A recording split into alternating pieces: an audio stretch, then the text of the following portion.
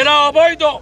হাসিনা ওয়াজেদ প্রধানমন্ত্রী হিসেবেই ঢাকাতে শাহজালাল এয়ারপোর্টে নামবেন। ভারতে আসা আওয়ামী লীগ নেতাকর্মীদের রাজনৈতিক আশ্রয় দেওয়া উচিত বলে মন্তব্য করেছেন পশ্চিমবঙ্গের বিরোধী দলনেতা ও বিজেপি বিধায়ক শুভেন্দু অধিকারী। রবিবার কলকাতার ভারতীয় জাদুঘরে এবিসি অডিটোরিয়ামে খোলা হাওয়া নামক সংগঠন আয়োজিত বাংলাদেশ ইন ক্রাইসিস শীর্ষক এক আলোচনা সভায় তিনি এই মন্তব্য করেন। শেখ হাসিনা ওয়াজেদকে যারা বাংলাদেশ থেকে বিতাড়িত হচ্ছে তাদেরকে দয়া করে জেলে পুরবেন না, প্রাণ বাঁচানোর জন্য এখানে এসেছে। ভারতের কেন্দ্রীয় সরকার এবং রাজ্য সরকারের প্রতি দৃষ্টি আকর্ষণ করে বিজেপি নেতা বলেন, আমি একজন নাগরিক হিসেবে ভারতের প্রধানমন্ত্রী নরেন্দ্র মোদীর কাছে আবেদন জানাবো, আওয়ামী লীগের যেসব নেতাকর্মী সমর্থকরা প্রাণ বাঁচাতে ভারতে এসেছেন তাদের কারাগারে না পাঠিয়ে যেন রাজনৈতিক আশ্রয় দেওয়া হয়। আওয়ামী লীগ লিডার যাদের কারোর কাছে এখনই পাসপোর্ট নেই, ভিসা নেই, সব টেনিয়র চলে গেছে।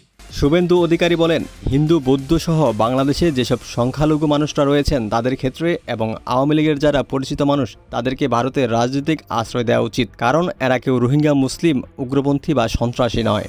জঙ্গিবাদকে স্থাপন করতে চাইছে সেই রোহিঙ্গারা, তারা হচ্ছে অনুপ্রবেশকারী। তিনি বলেন, 4 সপ্তাহ আগে 85 বছরের এক হিন্দু নারীকে 2 মাসের কারাদণ্ডের সাজা দিয়েছে পশ্চিমবঙ্গের রায়গঞ্জ মহকুমা আদালত। তার অপরাধ হলো ওই নারীসহ 3 জন প্রাণ বাঁচানোর জন্য অরক্ষিত সীমান্ত দিয়ে ভারতে ঢুকে পড়েছিলেন। পরে তাকে পশ্চিমবঙ্গের পুলিশ গ্রেপ্তার করে। যারা শুধু হিন্দু হওয়ার জন্য বাংলাদেশ ছাড়তে বাধ্য হয়েছে, এক কাপড়ে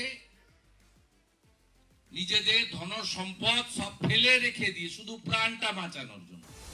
এছাড়াও উত্তর দিনাজপুর জেলার কালিয়াগঞ্জে 6 জন, নদিয়া জেলার রানাঘাট এলাকা থেকে 51 জন, উত্তর 24 পরগনা জেলার খড়দহ পুলিশ ছাত্রলীগের 6 জনকে গ্রেপ্তার করেছিল। কিন্তু সকলের তো আর এই দেশ ঘুরে আবার অন্য দেশে যাওয়ার আর্থিক সক্ষমতা নেই।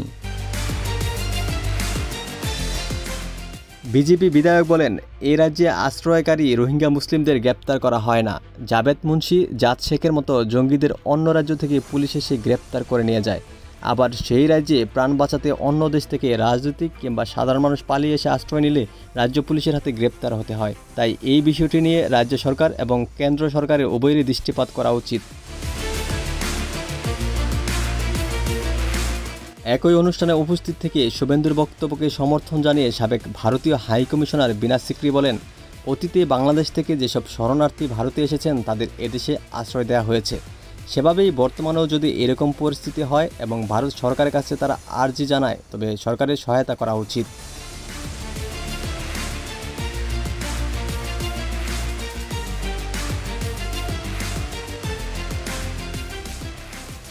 তিনি বলেন, বাংলাদেশের সঙ্গে আমরা বন্ধুত্বপূর্ণ সহাবস্থান চাই, আমরা বাংলাদেশের শান্তি চাই, আমরা চাই সেখানে গণতন্ত্র ফিরে আসুক।